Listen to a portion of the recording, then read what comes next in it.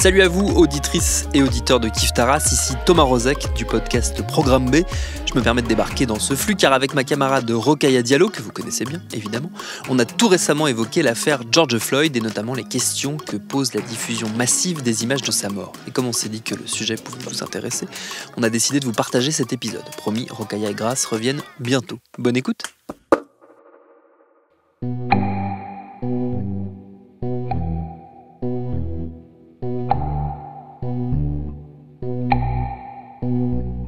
Salut, c'est Thomas Rozek. Décidément, cette année 2020 est une superbe pile de surprises. Après la pandémie, qui d'ailleurs n'est pas terminée, voilà que notre attention est en grande partie tournée vers la revendication de la fin des violences policières et l'arrêt des comportements racistes qui gangrènent encore trop souvent les forces de l'ordre. Entre les manifs, les mobilisations sur le web, le rappel aussi de pratiques et de propos ahurissants, comme par exemple ceux révélés par nos confrères de Mediapart et d'Arte Radio, et le retour en force de l'affaire Adama Traoré, on en arrive visiblement à un point de crispation qui, espérons-le, pourrait entraîner enfin la prise de conscience du problème à tous les échelons de la société. Le ministre de l'Intérieur a notamment annoncé une série de mesures ce lundi 8 juin. Nous, de notre côté, on a eu envie de détricoter un peu tout ça, notamment en remontant à l'image qui a réactivé cette mobilisation, celle de l'Américain George Floyd, dont la mort sous le genou d'un policier a choqué le monde entier, une image dont la diffusion massive doit elle aussi nous questionner, et c'est ce qu'on va faire entre autres avec notre épisode du jour. Bienvenue dans Programme B.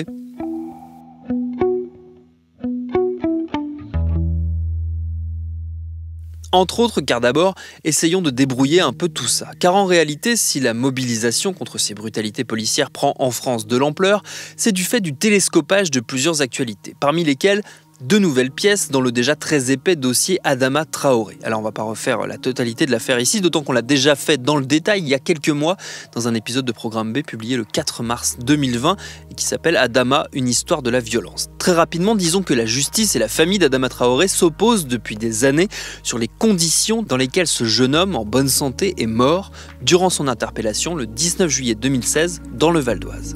Tout a commencé mardi devant ce commerce. Adama Traoré s'interpose pendant l'arrestation d'un de ses frères avant d'être lui aussi interpellé. D'après les gendarmes, il aurait ensuite fait un malaise dans leur fourgon. Son décès est annoncé à sa famille 4 longues heures plus tard. 2 autopsies et toujours aucune certitude. Les enquêteurs n'ont toujours pas réussi à déterminer les causes exactes de la mort d'Adama Traoré. Depuis donc, la vérité peine à voir le jour, d'autant que les autorités n'ont eu de cesse de défendre à coups d'expertise la théorie d'une mort liée non pas à l'arrestation en elle-même, mais à des pathologies cachées dont le jeune homme aurait été porteur et qui auraient décompensé ce jour-là. Une théorie, une nouvelle fois soutenue par un rapport publié le 29 mai 2020, une expertise médicale commandée par les magistrats en charge du dossier, immédiatement contrée par un second rapport publié le 2 juin 2020, quelques jours après, commandé celui-là par la famille d'Adama qui réaffirme que c'est bien l'interpellation, et notamment la technique tristement célèbre du plaquage ventral, qui a causé la mort du jeune homme.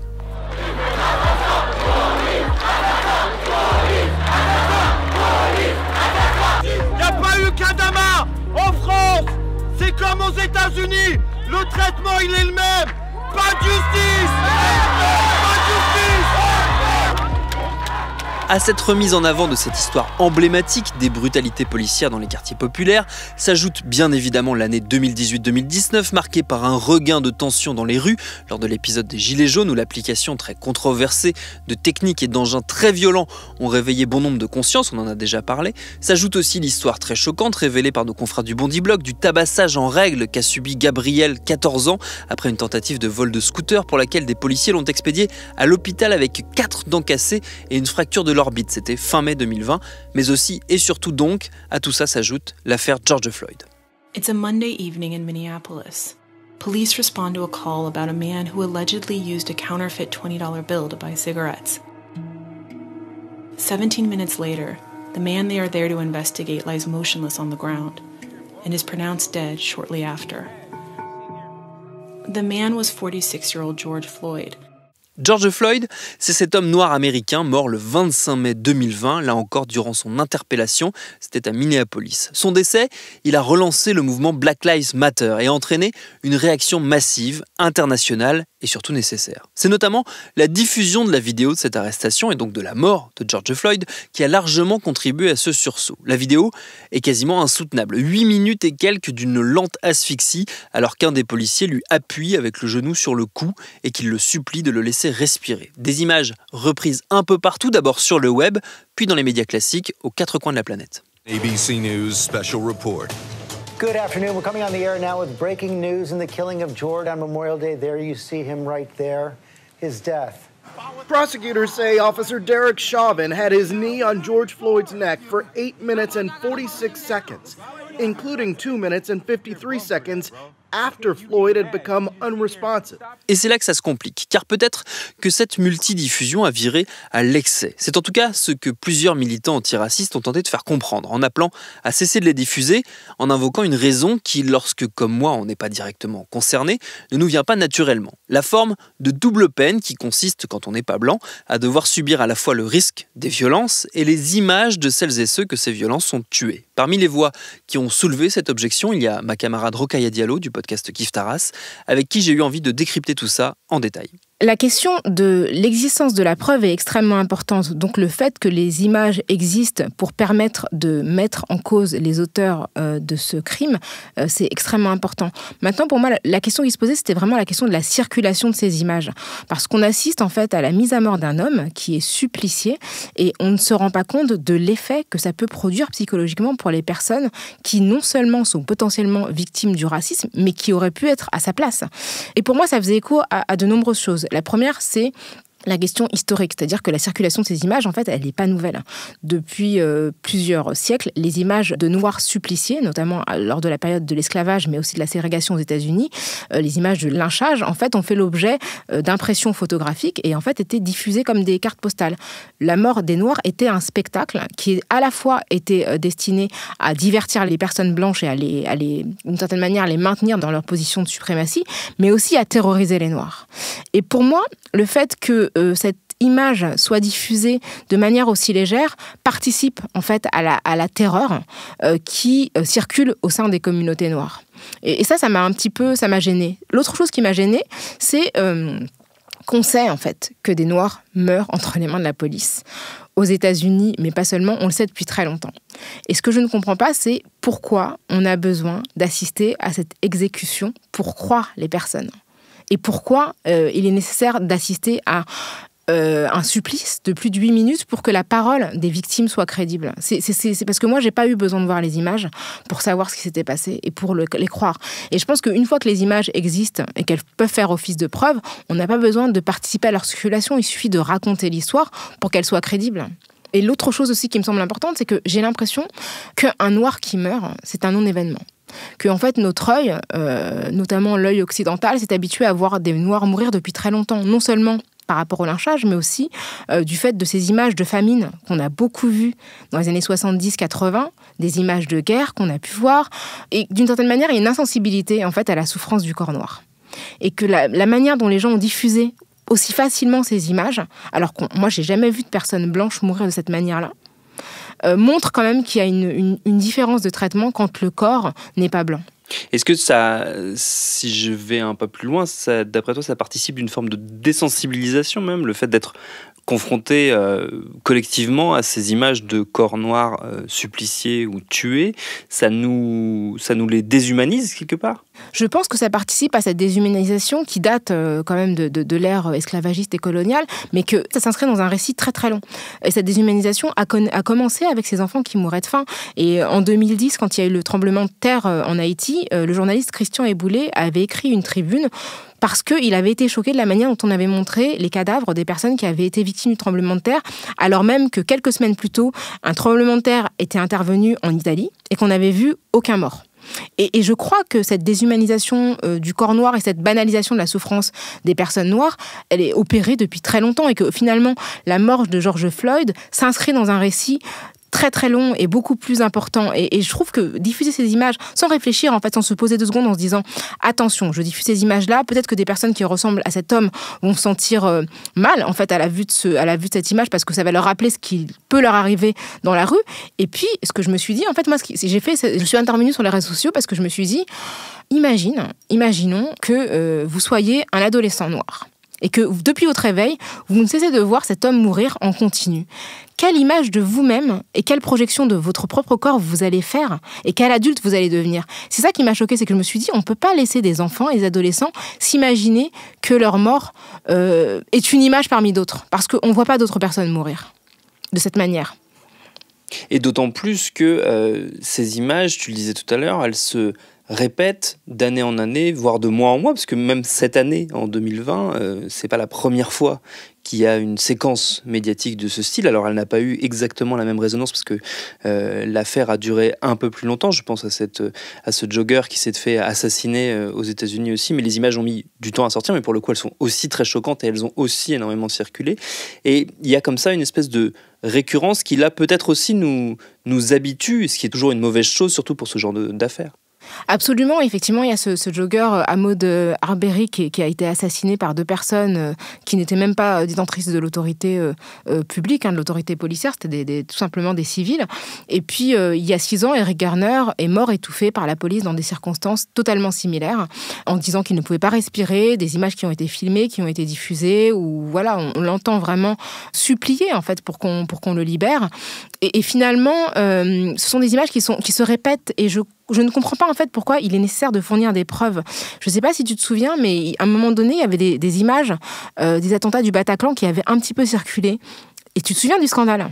C'est-à-dire qu'on sait, on sait que ces personnes sont mortes et je pense que les familles avaient besoin qu'on respecte leur intégrité et leur mémoire parce que quand on est membre de la famille de quelqu'un qui meurt de manière aussi brutale et aussi horrible, on n'a pas envie que le monde entier ne se souvienne que de la personne dans cette position. Et je trouve qu'une fois qu'on a compris que George Floyd est mort de manière brutale et de manière atroce, il suffit de tout simplement raconter l'histoire ou de s'indigner sans soi-même avoir besoin de participer à cette narration. Et moi, de voir ces images dans des JT, franchement, je comprends pas en fait. Je me dis, mais c'est quand même des images qui sont diffusées sans avertir qui que ce soit et sans imaginer la manière dont ça va affecter psychologiquement les gens. Et moi, je te cache pas qu'autour de moi, j'ai énormément de gens noirs qui sont totalement déprimés en fait depuis une semaine. Parce que en fait, c'est une agression supplémentaire par rapport à un phénomène qu'on connaît déjà, qui est le racisme. On n'a pas besoin qu'on nous rappelle tous les jours qu'on peut mourir comme ça, sous le genou d'un policier qui en plus pose presque pour la caméra et qu'en plus cette image-là sera diffusée de manière massive sans que personne se dise c'est un homme qui est en train de mourir en fait. Et peut-être qu'un des problèmes dans cette diffusion, je pense notamment, tu parlais des journaux télévisés, c'est le fait qu'il y a assez peu de personnes concernées directement dans les équipes ou dans les personnes qui décident des images qui sont diffusées sur ces très très larges plateformes, qui a en gros un problème de représentation aussi peut-être. Je pense qu'il y a un problème de représentation et malheureusement c'est très très triste à dire, mais je pense qu'il y a un problème d'empathie. Je pense qu'on ne vit pas la violence de la même manière quand on n'arrive pas à s'identifier au corps. Et je pense que la sensibilité par rapport à la mort des personnes noires est différente quand elle est filtrée par une expérience raciale différente. Et que beaucoup de personnes ne s'identifient pas à George Floyd parce qu'au fond, ils savent que ça ne leur arrivera pas. Et donc, il y a une sympathie, mais il y a une absence d'empathie par rapport à d'autres personnes qui se projettent ou peuvent projeter des membres de leur famille, de leur entourage, et qui du coup vivent les choses beaucoup plus douloureusement. Et je pense qu'effectivement, si les personnes qui décidaient de la diffusion des images étaient majoritairement noirs, peut-être qu'il y aurait eu davantage de sensibilité par rapport aux effets que peuvent produire ces images. Je pense que quand on est soi-même parent d'enfants noirs, on fait peut-être plus attention à la circulation de ce genre d'images parce qu'on peut imaginer les effets que ça peut produire sur ses propres enfants et sur leur estime d'eux-mêmes et sur la valorisation qu'ils font de leur propre humanité.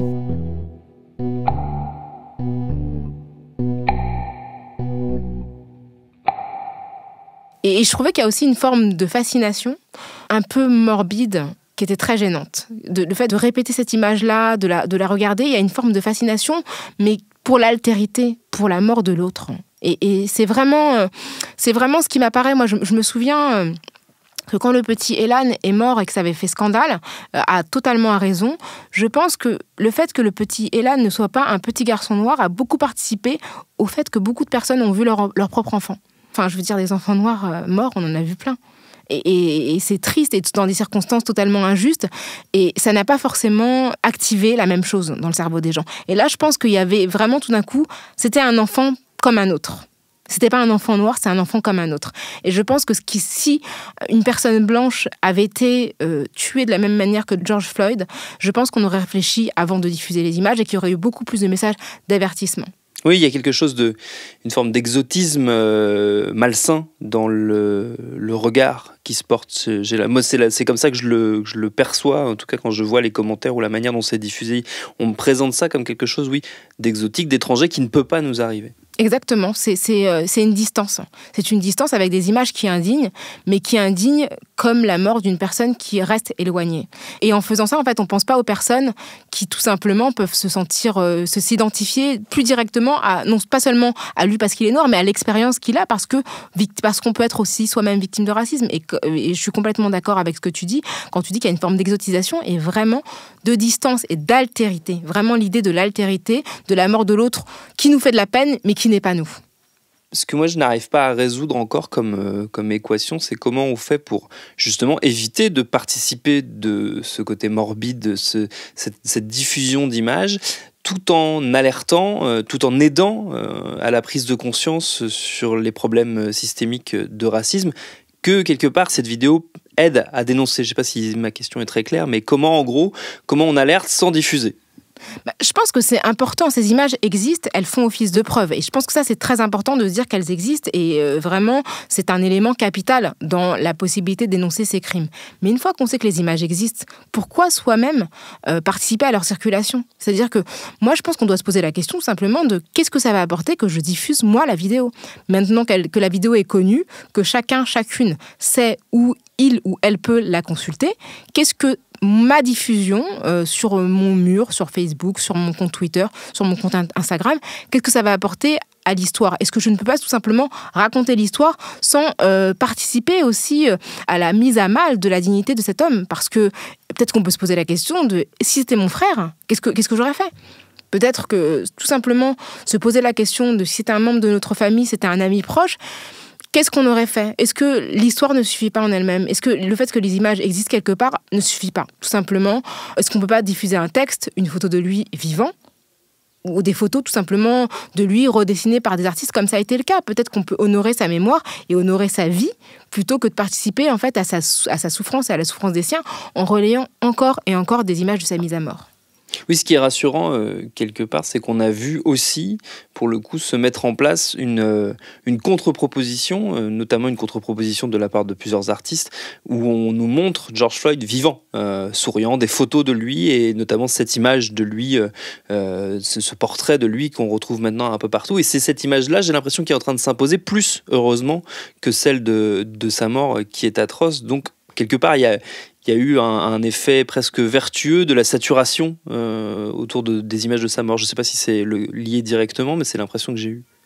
Oui, j'ai l'impression quand même qu'il y a eu un premier temps, effectivement, qui a été le choc, et je comprends complètement que des gens spontanément aient partagé l'image sans forcément réfléchir à ses effets sous l'emprise, effectivement, du choc, mais que très rapidement, en fait, des artistes ont proposé une autre mise en image. J'ai vu notamment cette très belle image du visage de George Floyd sur fond vert pâle, entouré de fleurs, de très belles propositions artistiques qui proposent aussi de célébrer sa vie. Parce que je pense que ce qui est important, ce dont on doit se rappeler de manière extrêmement importante, c'est qu'il s'agissait d'un être humain qui a vécu 46 ans. Et que c'est ça qu'il faut célébrer, que sa fin est tragique. Maintenant, je pense que tout le monde sait comment il est mort.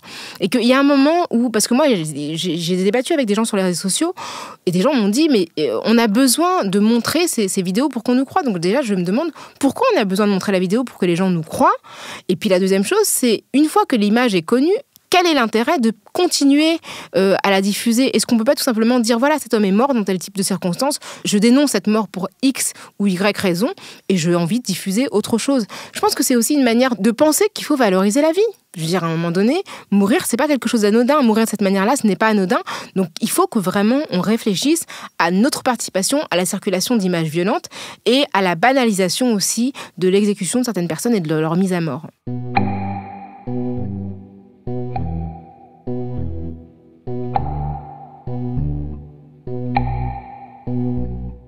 Et par ailleurs, sur la question plus générale des violences policières en France, je vous renvoie aussi à l'un des derniers épisodes de Kif Taras, le podcast que Rokhaya anime avec Grasly, l'épisode 39 du 17 mars 2020 baptisé « Police, violence, une histoire commune ». Merci à Rokhaya Diallo pour ses réponses. Programme B, c'est un podcast de Binge Audio préparé par Lauren Bess, réalisé par Mathieu Thévenon.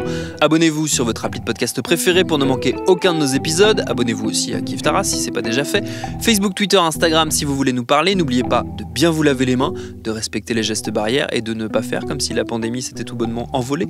Et à demain pour un nouvel épisode.